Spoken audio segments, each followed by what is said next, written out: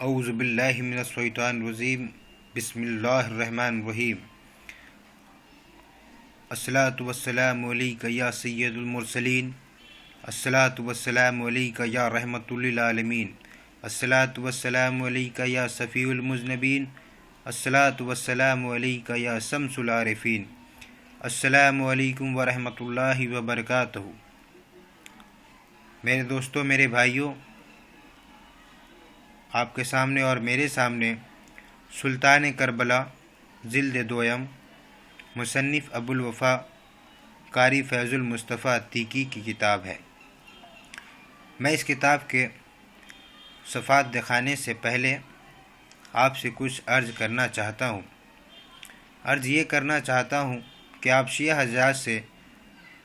بارہا سنتے ہوں گے کہ اول خلافت کے حقدار مولا کائنات مولا علی ہے، مگر ابو بکر صدیق و عمر نے ان کی حق تلفی کی اور وہ زبردستی خلافت کے حقدار بن بیٹھے، بلکہ یہ حقیقت سے کوسوں دور ہے۔ اہل سنت والجماعت کے پاس اس کے اسناد بھی ہے اور ثبوت بھی ہے، مگر اہل سنت والجماعت اگر ثبوت پیش کرتی ہے، اگر کچھ کہتے ہیں تو یہ لوگ یہی الفاظ استعمال کرتے ہیں کہ اہل سنت والجماعت محبان اہل بیت، محبان پاک پنجتن نہیں ہے، مولا کائنات سے، حضرت فاطمۃ الزہرا سے، امام حسنین کریمین سے بغض رکھنے والی جماعت ہے۔ اگر یہ ثبوت انہی کی کتاب سے اور انہی کے علماء سے دی جائے کہ ابو بکر صدیق اور عمر فاروق اعظم خلافت کے حقدار تھے، تو کیا وہ یہ بات مان لیں گے اور اہل سنت والجماعت میں دل کھول کر شامل ہو جائیں گے؟ کیونکہ اہل سنت والجماعت وہ سواد اعظم ہے جس پہ رسول اللہ صلی اللہ علیہ وسلم کا نظر کرم ہے، مولا کائنات کا نظر کرم ہے، ابو بکر صدیق، عمر فاروق، عثمان غنی، حضرت فاطمۃ الزہرا، امام حسن حسین، امام زین العابدین، امام باقر، امام جعفر صادق رضی اللہ تعالیٰ عنہ کا نظر کرم ہے، وہ عنایت ہے کہ اہل سنت والجماعت سواد اعظم ہے۔ میں اس کتاب کے صفحہ نمبر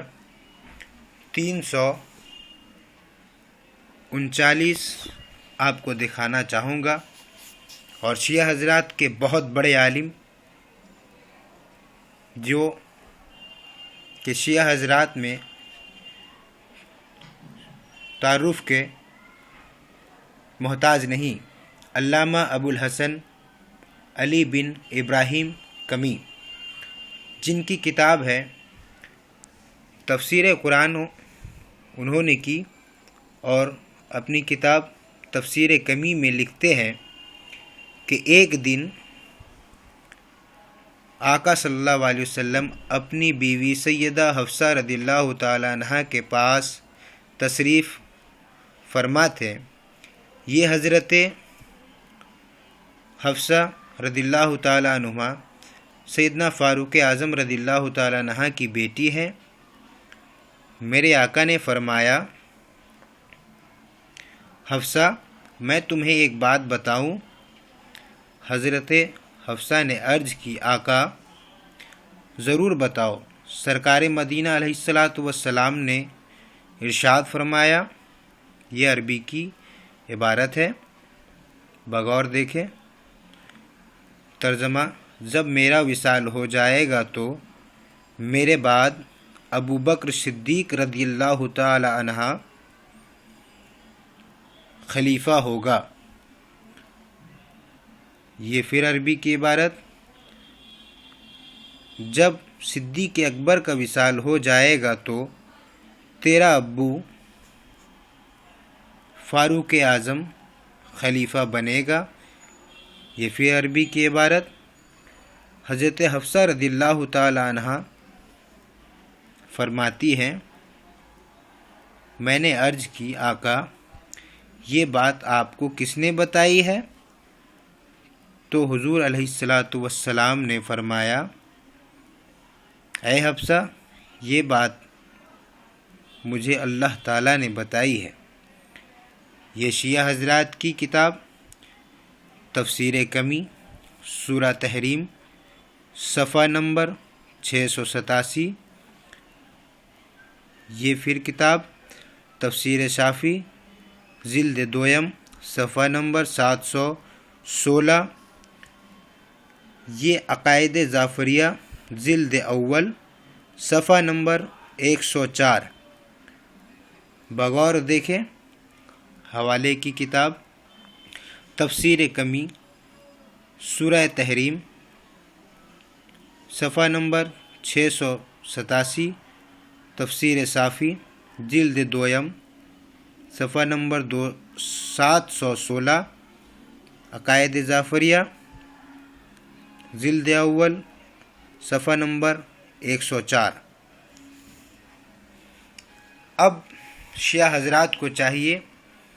نہ ہی وہ اہل سنت والجماعت کے علماء سے الجھے اور نہ ہی وہ اہل سنت والجماعت کے فرد سے۔ وہ اپنے عالموں سے سوال کرے کہ جب اہل سنت والجماعت کہتے ہیں کہ ابوبکر صدیق وہ حضرت فاروق اعظم خلافت کے حقدار تھے اور ہے، تو اپنی مجلسوں میں ہمیں کیوں ورگلایا کرتے ہیں کہ شیعہ حضرات کے علماء کہتے ہیں کہ ابوبکر صدیق زبردستی اقتدار پہ بیٹھے،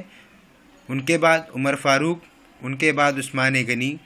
بعد میں مولا کائنات کو خلافت دی گئی۔ اگر یہ بات جھوٹ ہے تو ہمیں کیوں ورگلایا جاتا ہے اور ہمارے دل میں ابوبکر صدیق، عمر فاروق، عثمان غنی کے بارے میں اختلاف پیدا کیا جاتا ہے، جبکہ ہمارے علماء یہ فرماتے ہیں، اپنی کتابوں میں یہ درج کر چکے ہیں کہ ابوبکر صدیق حضور صلی اللہ علیہ وسلم کی فرمان کے مطابق خلیفہ بنے، عمر فاروق حضور صلی اللہ علیہ وسلم کے فرمان کے مطابق خلیفہ بنے، تو ہمیں کیوں اختلاف کے ذریعے میں دھکیلا جاتا ہے؟ آخر یہ وجہ کیا ہے؟ یا تو پھر آپ مال و متاع کے لیے ہم لوگوں کو ایک دوسرے سے لڑایا کرتے ہیں، یا تو پھر آپ لوگوں کا ذاتی کوئی مسئلہ ہے، یا تو پھر خود آپ علماء اکرام اہل بیت اطہار سے دور ہیں، جو اہل سنت والجماعت قریب ہونے کے باوجود بھی اپنے جماعت میں ایسی کوئی بات نہیں کہتے کہ اہل سنت والجماعت فلاں صحاب سے محبت نہیں کرتی، فلاں صحاب سے محبت نہیں کرتی، یا عمر فاروق اعظم مولا علی سے نفرت کرتے ہیں، یا مولا علی عمر فاروق اعظم سے نفرت کرتے ہیں۔ دیگر کوئی بھی اقوال اہل سنت والجماعت کے یہاں درج نہیں کہ کوئی صحابہ ایک صحابہ سے یا کسی صحابہ کا ایک دوسرے سے اختلاف تھا۔ اگر اختلاف تھا تو وہ سمجھے، اور جن کے ساتھ اختلاف تھا یہ سمجھے۔ ہمیں کوئی بیچ میں مداخلت کی ضرورت نہیں، کیونکہ اللہ کے رسول صلی اللہ علیہ وسلم نے ارشاد فرمایا، میرے اصحاب ستارے کے مانند ہے، جو جس کی پیروی کر لے، تم میں سے جو ایک کی پیروی کر لے وہ راہ راست پہ رہے اور جنت میں داخل ہو جائے۔ آخر و دعوانا الحمدللہ رب العالمین۔ السلام علیکم ورحمۃ اللہ وبرکاتہ۔ الصلاۃ والسلام علیک یا رسول اللہ، الصلاۃ والسلام علیک یا حبیب اللہ، الصلاۃ والسلام علیک یا نور من نور اللہ، الصلاۃ والسلام علیک یا خیر خلق اللہ، الصلاۃ والسلام علیک یا مولا کائنات مولا علی، الصلاۃ والسلام علیک یا ابو بکر صدیق، الصلاۃ والسلام علیک یا عثمان غنی، الصلاۃ والسلام علیک یا حسنین کریمین، الصلاۃ والسلام علیک یا عمر فاروق، الصلاۃ والسلام علیک یا ام المومنین عائشہ صدیقہ رضی اللہ تعالیٰ عنہ، الصلاۃ والسلام علیک یا اہل بیت اطہار۔